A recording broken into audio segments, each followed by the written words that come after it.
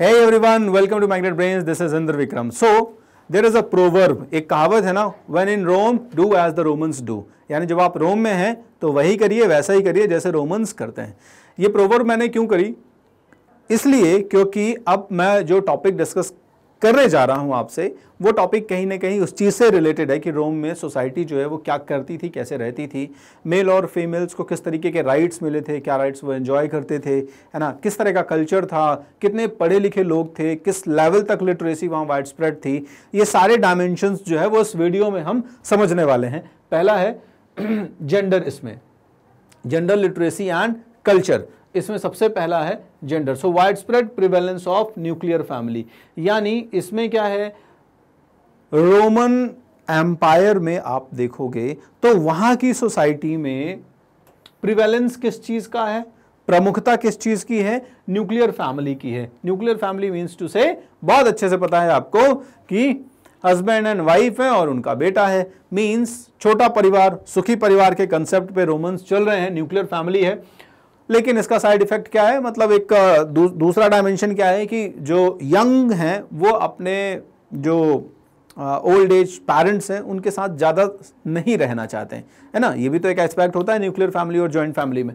सो nuclear family prevalent थी Rome में, wide spread prevalence of the nuclear family.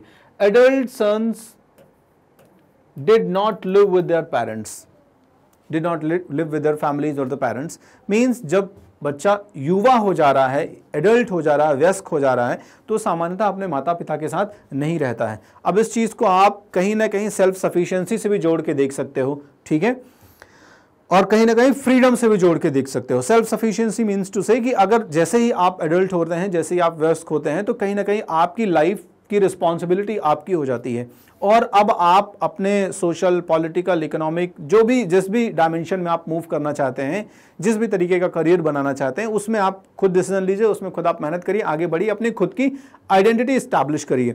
तो कहीं ना कहीं हो सकता है ये कंसेप्ट भी एक तरीके से प्रिवेलेंट हो. आज भी हम देखते हैं यूरोप में, ज़्यादातर यूरोप अमेरिका के देशों में, अभी इंडिया में इतना वाइड स्प्रेड नहीं है इस तरह का कंसेप्ट. आप देखते हैं ज़्यादातर जो बेटे हैं, बच्चे हैं, वो अपने माता पिता के साथ रहते हैं, भले वो इकोनॉमिक सेल्फ सफिशिएंट भी हो जाएं. लेकिन यूरोप में इस तरीके का कल्चर आपको अमेरिका में, वेस्टर्न कंट्रीज में देखने को मिलता है.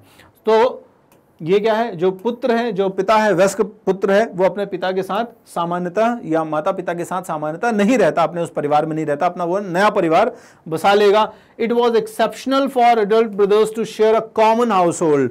तो ये तो बहुत एक्सेप्शनल होता था, अपवाद होता था, यानी बहुत rarest of the rare case होता था. कहीं ना कहीं रेयरेस्ट ऑफ रेयर नहीं, बट रेयर तो आप कह ही सकते हो कि जो एडल्ट ब्रदर्स हैं, ठीक है, यानी वयस्क भाई हैं, दो एडल्ट ब्रदर्स हैं, वो एक ही परिवार में बहुत दिनों तक रह रहे हो, ठीक है, share a common house hold, एक ही घर में रह रहे हो, ठीक है. तो इस तरीके का जो कंसेप्ट है ये बहुत रेयर देखने को मिलता है रोमन फैमिलीज में, ठीक है ना. क्यों? क्योंकि न्यूक्लियर फैमिली को तवज्जो दे रहे हैं. जब न्यूक्लियर फैमिली को तवज्जो देंगे तो ऑब्वियस सी बात है कि वो एक जगह तो नहीं रहे. जब माता पिता के साथ नहीं रह रहा है बेटा, तो भाई के साथ रहने का तो कहीं से कहीं तक कंसेप्ट ही नहीं आता है, ठीक है. तो पहली चीज न्यूक्लियर फैमिली देख ली हमने, और जो पुत्र होते थे वो माता पिता के साथ नहीं रहते थे. एडल्ट ब्रदर्स जो है वो कॉमन हाउस होल्ड शेयर नहीं करते थे. Slaves were included in the family. ये एक थोड़ा सा आप देखेंगे कि अलग चीज है, नया चीज है, ठीक है. हालांकि इसके पीछे भी कहीं ना कहीं यही है कि स्लेव्स काम भी तो आते थे, है ना, उनसे बहुत तरीके के काम लेने होते थे, इसलिए स्लेव्स को क्या मानते थे, अपने परिवार का हिस्सा बना के रखते थे, अपने परिवार का हिस्सा मान के रखते थे. So slaves were included in the family. परिवार का सदस्य, गुलाम जो होते थे, उनको माना जाता था. Women's enjoyed considerable legal rights in owning and managing property. ये थोड़ा सा आप देखेंगे प्रोग्रेसिव है ना. रोम की सोसाइटी में कुछ प्रोग्रेसिव एस्पेक्ट देखने को मिल रहा है कि जो महिलाएं हैं, वुमेन्स हैं, दे एंजॉयड कंसिडरेबल लीगल राइट्स, यानी कुछ कानूनी अधिकार होते थे उनको, लीगल राइट्स होते थे कुछ हद तक, इन ओनिंग एंड मैनेजिंग प्रॉपर्टी. संपत्ति को मैनेज करने और उसका मालिकाना हक रखने के कुछ लीगल राइट्स होते थे महिलाओं के पास. जो नई चीज़ है, अभी तक एटलीस्ट आपने मेसोपोटामिया में इस तरीके का ज़्यादा नहीं देखा था। कुछ हद तक मेसोपोटामिया में ये ज़रूर था कि जो वुमेन होती थी शादी के बाद भी अपने जो पेरेंट्स होते थे उनकी प्रॉपर्टी को इनहेरिट करती थी, लेकिन लीगल राइट जैसा इतना डिटेल्ड डिस्क्रिप्शन नहीं था। यहाँ पे रोमन हिस्टोरियंस जो हैं उन्होंने इस चीज़ को मेंशन किया हुआ है कि जो महिलाएं हैं वहाँ पे उनको क्या है, राइट्स हैं, किस तरीके के राइट्स हैं, प्रॉपर्टी को मैनेज करने के और ओन करने के राइट्स हैं।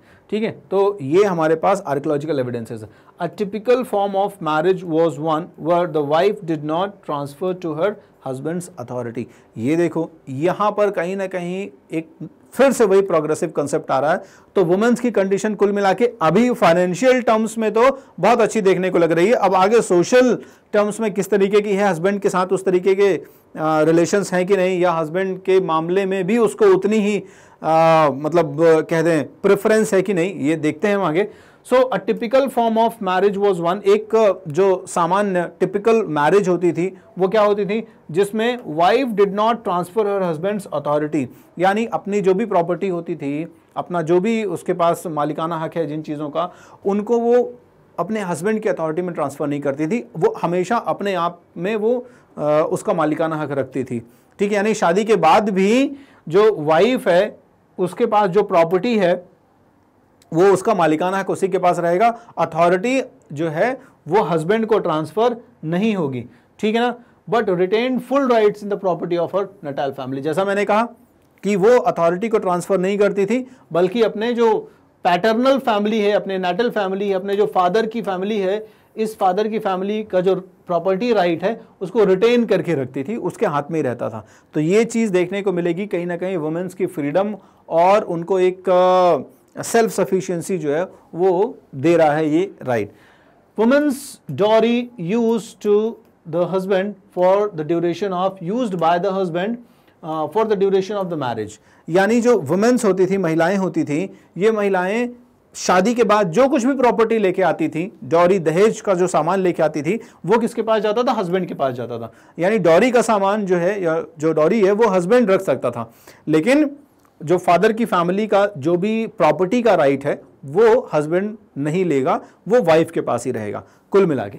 ठीक है, चलिए। The woman remain a primary heir of her father and become an independent owner after her father's death, यानी कि जो महिला है वो अपने पिता का प्राइमरी हायर रहेगा, यानी कि उत्तराधिकारी रहेगा, और पिता की मृत्यु के बाद इंडिपेंडेंट ओनर, स्वतंत्र मालिक हो जाएगा पिता की प्रॉपर्टी का।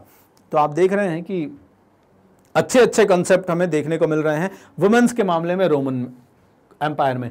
ठीक है, in law the married couple was not on financial entity but two, ठीक है, not one financial entity but two, यानी कानूनी अधिक जो है रूप से अगर आप देखेंगे, कानूनी रूप से अगर आप इस चीज को ऑब्जर्व करेंगे तो रोम का जो कानून है, ठीक है, रोम का जो लॉ है वो शादीशुदा जो जोड़े होते थे, मैरिड कपल होते थे, उनको कैसे ट्रीट करता था, उनको दो अलग अलग फाइनेंशियल एंटिटी के तौर पर ट्रीट करता था। ठीक है, not one financial entity but two, यानी हस्बैंड और वाइफ दोनों अलग अलग दो फाइनेंशियल एंटिटीज हैं। जैसे आज आप मान लीजिए बहुत कॉमन टर्म में कह दो कि दो इंडिविजुअल्स हैं, दो इंसान हैं, ह्यूमन बींग्स हैं, तो दो लोगों की आइडेंटिटी क्या हो गई, दो ह्यूमन बींग्स हो गए आखिरकार। ठीक है, अब मान लीजिए एक दूसरे का राइट वायलेट करता है तो कह दो कि भाई ह्यूमन राइट वायलेट हो रहा है, चाहे वाइफ का हो। अगर हस्बैंड वाइफ के साथ कुछ अनएथिकल बिहेवियर करता है, ठीक है, तो वाइफ के ह्यूमन राइट्स वायलेट हो रहे हैं। अगर वाइफ, कई बार वुमेन्स भी ऐसा सिचुएशन क्रिएट होता है कि दे वर हैरेसिंग देयर हस्बैंड्स, ठीक है, तो यहाँ पर उस पर्सन के ह्यूमन राइट्स वायलेट हो रहे हैं। ठीक है, लेकिन यहाँ पे रोमन एम्पायर में क्या है, यहाँ पे इस फाइनेंशियल जो एस्पेक्ट है उसको बहुत जो है इंपॉर्टेंस दी जा रही है, तरजीह दी जा रही है। तो वाइफ और हस्बैंड मैरिड कपल तो हैं, लेकिन ये अलग अलग फाइनेंशियल एंटिटीज भी हैं, और इनके जो मालिकाना हक है संपत्तियों के वो उनके पास रहेंगे, उनका मालिकाना हक नहीं जाएगा, इवन अगर शादी टूट भी जाती है। ठीक है, wife enjoyed complete legal independence in these matter, यानी जो पत्नी है वो इन मामलों में पूरी तरीके से कानूनी रूप से स्वतंत्र है, इंडिपेंडेंट है, उसके ऊपर कोई भी प्रेशर नहीं है। ठीक है, कल को डिवोर्स की सिचुएशन क्रिएट भी होती है तो दैट लेडी कैन सस्टेन, है ना, इजीली, बहुत आसानी से सस्टेन कर सकती है। डिवोर्स वाज रिलेटिवली इजी, तो तलाक अपेक्षाकृत आसान होता था रोमन साम्राज्य में लेना, बहुत आसान होता था। कैसे बहुत आसान होता था? A notice of intent was needed to dissolve the marriage by either husband और वाइफ। तो मान लीजिए खटपट हुई दोनों के बीच में, है ना, 2-4 बार टॉलरेट किया, अब लगा कि नहीं हो पाएगा, तो बस क्या चाहिए? नोटिस ऑफ इंटेंट चाहिए, ठीक है, यानी आपका इरादा होना चाहिए और उस इरादे को आप सूचित कर दें, नोटिस ऑफ इंटेंट दे दें कि भाई अब हमारा इरादा है, हमारा मन है कि नहीं हम साथ नहीं रह सकते, बहुत हो गया, है ना, हमने कॉम्प्रोमाइज करने के, एडजस्ट करने के सारे ऑप्शंस देख लिए, now we can not live together. तो अब ऑप्शन क्या है? Just you have to present a notice of intent, आपको एक नोटिस ऑफ इंटेंट देना है और उसके बाद क्या होगा? आपके जो मैरिज है वो डिसॉल्व की जा सकती है, यानी अब आप डिवोर्स जो है वो ले सकते हैं। सो आप देख रहे हैं कि इंडिविजुअल फ्रीडम को काफी ज्यादा जो है वो तवज्जो दी जा रही, तरजीह दी जा रही। आगे और बढ़ते हैं कि क्या महिलाएं, अभी तक तो बहुत अच्छा दिख रहा है आपको, क्या महिलाएं सोसाइटी में हस्बैंड्स की तुलना में उतने ही इक्वल राइट एंजॉय कर रही हैं? सोसाइटी का मतलब है कि क्या उनके रिलेशनशिप में भी एज अ ह्यूमन बीइंग जो फैक्टर है ये भी उतना ही है जितना फाइनेंशियल टर्म है? तो चलिए समझते हैं। Males married in their late 20s और अर्ली 30s, यानी जो पुरुष वर्ग है, मेल है, उनका विवाह कब होता था, उनकी शादियां कब होती थी? लेट 20s और अर्ली 30s में, यानी 25 के बाद शादियां कर रहे हैं, 26, 27, 28, ठीक है, या अर्ली 30s में, ठीक है, 29, 20, मतलब वही 25 to 30 का जो एज गैप है उसके बीच में ज्यादातर जो मैरिजेस होती थी वो होती थी रोम में मेल्स की। Women's were off in the late teens और अर्ली 20s, यानी महिलाओं का जो विवाह होता था वो सामान्यतः लेट टीन्स में होता था, ठीक है, 10 से 15 की अवस्था जो हो गई, और अर्ली 20s 15 से 20 की अवस्था जो हो गई, ठीक है। तो आप कुल मिला के मानिए कि जो प्यूबर्टी का टाइम होता है जैसे ही, तो उस प्यूबर्टी के टाइम को ले लें तो 20 साल जो है, 20 साल जो है उसके बीच का जो एज गैप है उसमें वुमेन्स को शादी के लिए तैयार मान लिया जाता था और उनकी शादी उसी एज के आसपास होती थी। तो इससे एक चीज निकल के आ रही है कि गैप अच्छा खासा हो जा रहा है कि नहीं? अब मान लीजिए किसी की शादी अर्ली 20s में हो रही है या लेट 20s में भी हो रही है, मान लीजिए, ठीक है ना, 25 में ही हो रही है, और यहाँ पे जो वुमेन है वो अपने टीन्स में, ये भी 15 में ही है, तो 10 साल का एज गैप तो हो ही गया। हालांकि आज के डेट में मॉडर्न सोसाइटी में आप देखोगे तो 10 साल, 12 साल, 20 साल का एज गैप, इससे भी ज़्यादा का एज गैप बल्कि और उसको सेलिब्रेट किया जाता है, बट उस जमाने में थोड़े खिटपिट ज़्यादा होते थे, ठीक है। So marriages were generally arranged and women were often subject to domination by their husband. तो चलिए पोल खुल गई अब रोमन सोसाइटी की, थोड़ा सा यहाँ पे, मतलब मैरिजेस वर जनरली अरेंज्ड, तो शादी जो होती थी ज्यादातर अरेंज मैरिजेस होते थे, है ना। अब हिस्टोरियंस को अभी लव मैरिज का एंगल नहीं मिला, इसलिए यहाँ पे हमने अरेंज मैरिज का वर्ड जो है वो इंक्लूड किया हुआ है। व्यवस्था विवाह, प्रेम विवाह नहीं होता था, ठीक है ना।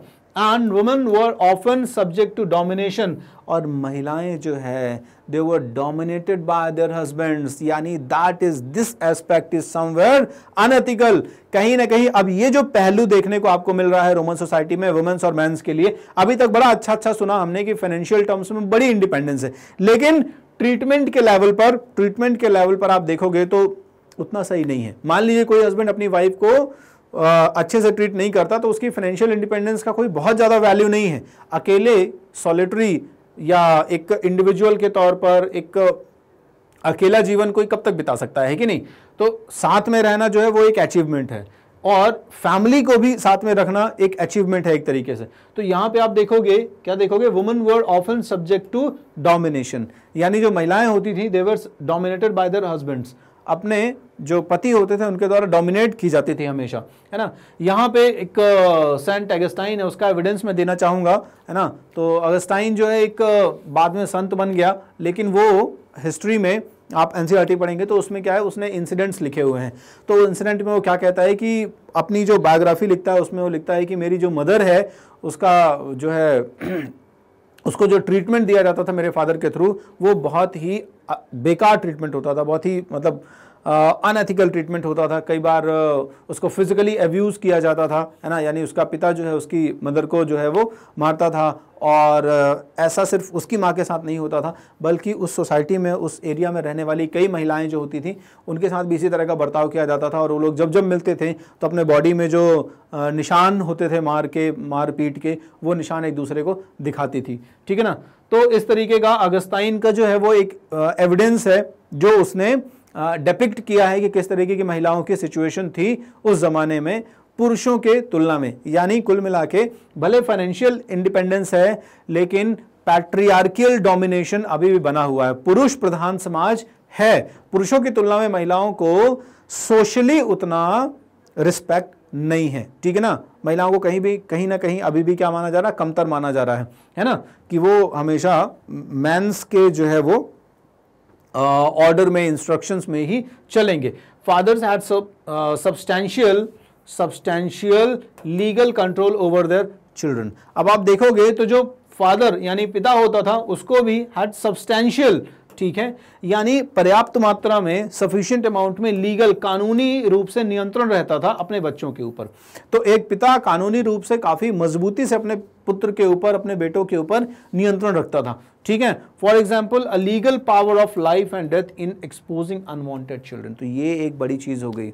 एक बड़ी चीज क्या हो गई कि उसके पास एक कानूनी अधिकार है, कानूनी शक्ति है, लीगल पावर है ऑफ लाइफ एंड डेथ। यानी कि जो मान लीजिए अनवांटेड चिल्ड्रन हैं तो वो जिंदा रहें, उनको पालना पोसना चाहता है कि नहीं है, नहीं चाहता है, ठीक है, उनको मारना चाहता है, इस लेवल तक के पावर होते थे। तो मान लीजिए इन केस ऐसा एक्सपोज हुआ, कभी ऐसा पता चला कि कोई अनवांटेड चिल्ड्रन है, ठीक है, अब वो नाजायज़ या अनवांटेड चिल्ड्रन को कई बार पिता क्या होता था कि ठंड में छोड़ देता था, ठीक है। तो ठंड में छोड़ दिया और उस ठंड की वजह से, सीवियर कोल्ड की वजह से वो मर जाएगा।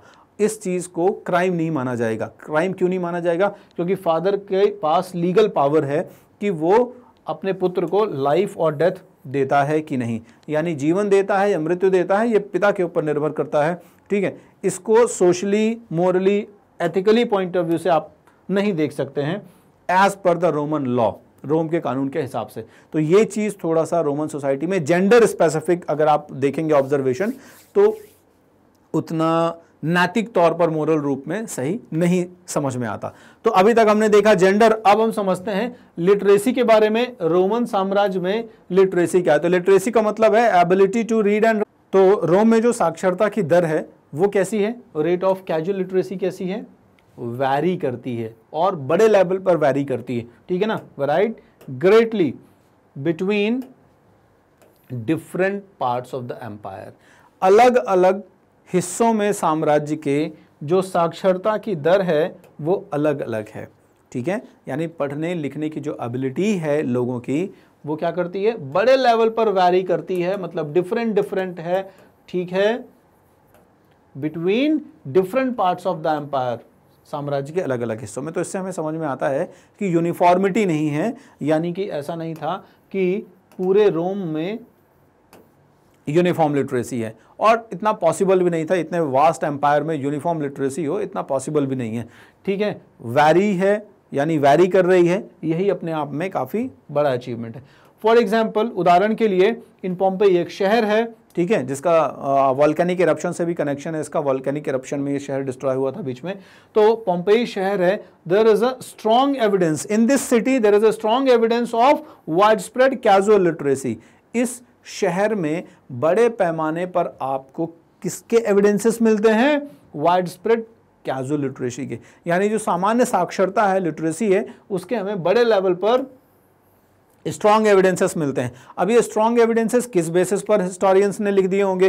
कोई ना कोई ऐसी पुख्ता चीज़ तो मिली होगी जिससे ये प्रूफ हुआ कि अच्छा इस शहर के लोग पढ़ना लिखना जानते थे, ठीक है ना। हाँ, तो दो चीज़ें हैं यहाँ पे। The walls of the city, Pompeii city, often carried. तो अक्सर यहाँ पर इतिहासकारों ने जो लिखा है उसके हिसाब से यहाँ की जो दीवारें हैं वहाँ पर अक्सर क्या चीज़ें ऑब्जर्व की जाती थी? एडवर्टाइजमेंट्स ऑब्जर्व किए जाते थे और ग्राफिटी, ये दो चीज़ें ऑब्जर्व की जाती थी। अब इसका मतलब क्या हुआ? इसका साफ साफ सा मतलब है कि मान लीजिए ये कोई दीवार होगी, इस दीवार पर कोई एडवर्टाइजमेंट लिखा हुआ है, ठीक है, या ग्राफिटी। ग्राफिटी का मतलब भी क्या होता है? पिक्टोरियल रिप्रेजेंटेशंस, यानी पिक्चर्स जो होती हैं वो बनी हुई होती हैं, है ना। तो ये ग्राफिटी कहलाता है। आज के ज़माने से भी आप इसको रिलेट कर सकते हो। बहुत कॉमनली आप देखते हो कि किसी गवर्नमेंट स्कीम से रिलेटेड, मान लीजिए बेटी बचाओ बेटी पढ़ाओ हो गया, है ना। अब गवर्नमेंट क्या चाहती है, उसका एडवर्टाइजमेंट करना चाहती है।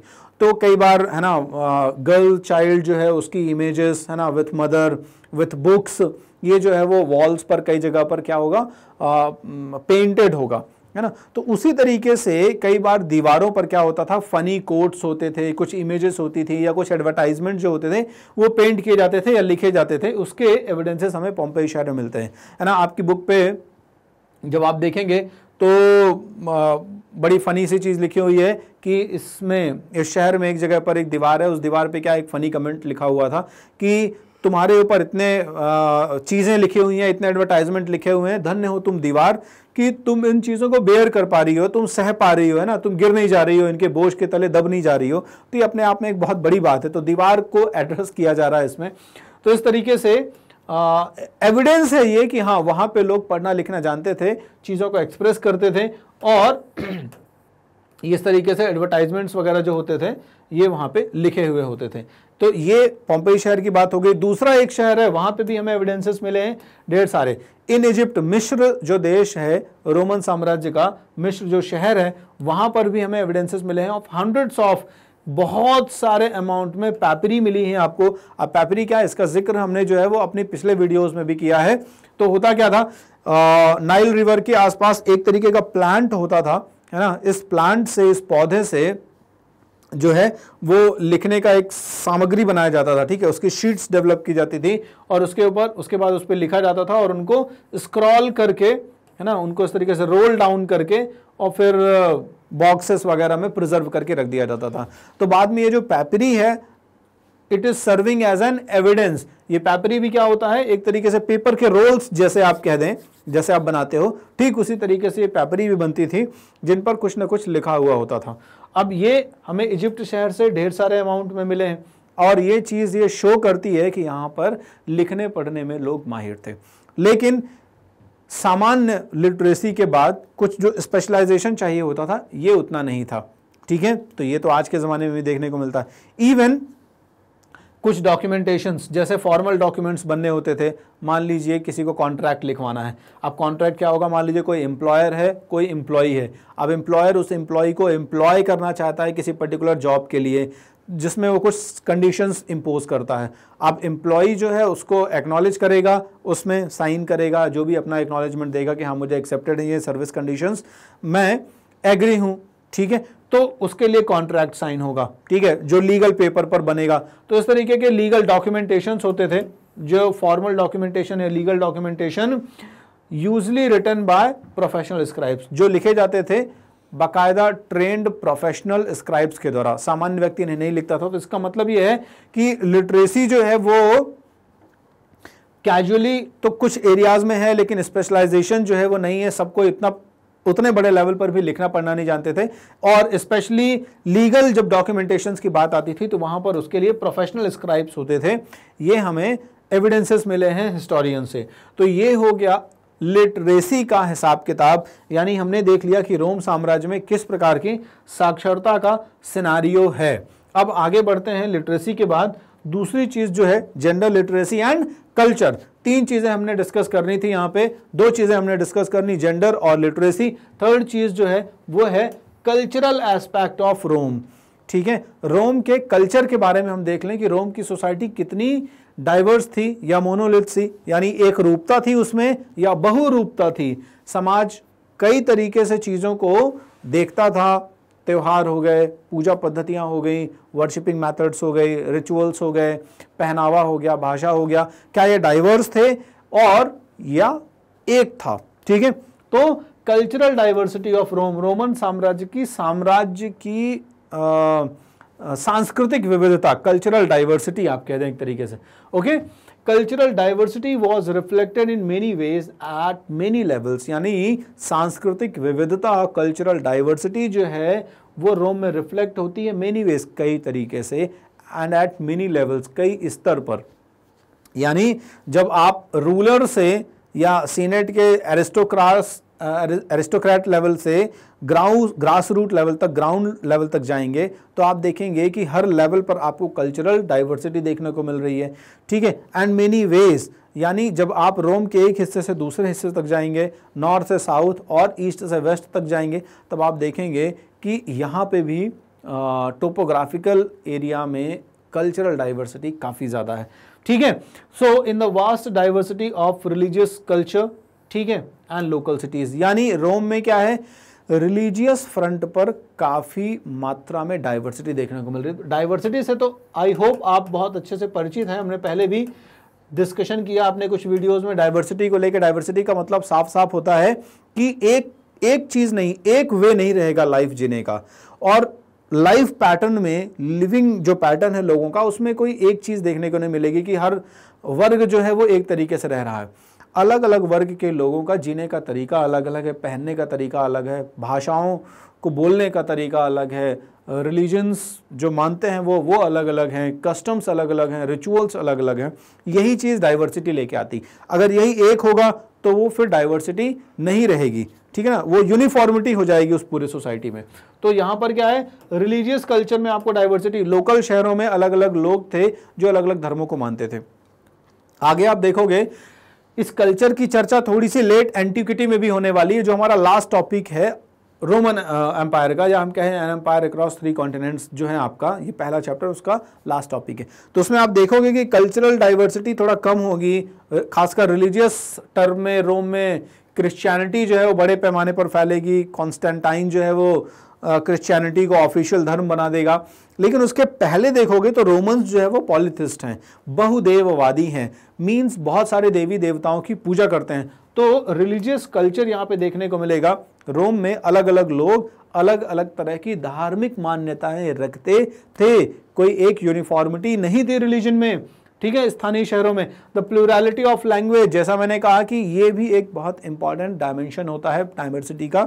इंडिया को ही ले लें आप मॉडर्न टर्म में, नॉर्थ से लेके साउथ और ईस्ट से लेके वेस्ट तक जाएं, आपको इतनी लैंग्वेजेस मिलने वाली हैं, इतनी लैंग्वेजेस मिलने वाली, डाइवर्स कल्चर है ना, डाइवर्स मोड ऑफ लैंग्वेजेस है ना मिलने वाली हैं। तो उसी तरीके से रोम में भी आपको plurality of language, there was no any single language. Greek और लैटिन तो ऑफिशियल लैंग्वेजेस हो ही गई, क्योंकि ये अपर क्लास की लैंग्वेजेस थी, है ना।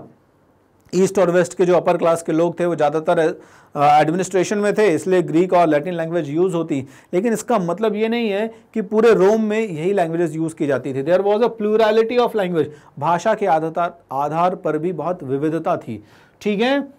जो भाषा बोली जाती थी वो अलग अलग भाषाएं बोली जाती थी। The style of dress and costume, जो पहनावा रोम के लोग पहनते थे, ऐसा पहनावा आपको पूरे रोमन साम्राज्य में नहीं मिलेगा। मुख्य रोम शहर जो है वहाँ का पहनावा थोड़ा अलग है और बाकी जगहों का पहनावा आपको अलग है। इवन आपको जैसे लेवल्स लिखे हुए हैं ना कि डिफरेंट लेवल्स पर, मेनी लेवल्स पर डाइवर्सिटी है, तो आप देखोगे जो एरिस्टोक्रेट्स हैं, सीनेट्स हैं, इनका पहनावा अलग है, एम्परर का पहनावा थोड़ा सा डिफरेंट है, ठीक है। फिर जो मिडिल क्लास आएगी, फिर लोअर क्लास आएगी, अभी हम रोमन सोसाइटी की बात करेंगे। जो लेवर्स हैं, जो स्लेव हैं, इन सब के पहनावे में आपको बहुत डाइवर्सिटी देखने को मिलेगी। इट मीन्स कॉस्ट्यूम और ड्रेसेस के लेवल पर भी अलग अलग जो है वहाँ पे अप्रोच है, अलग अलग पहनावा है।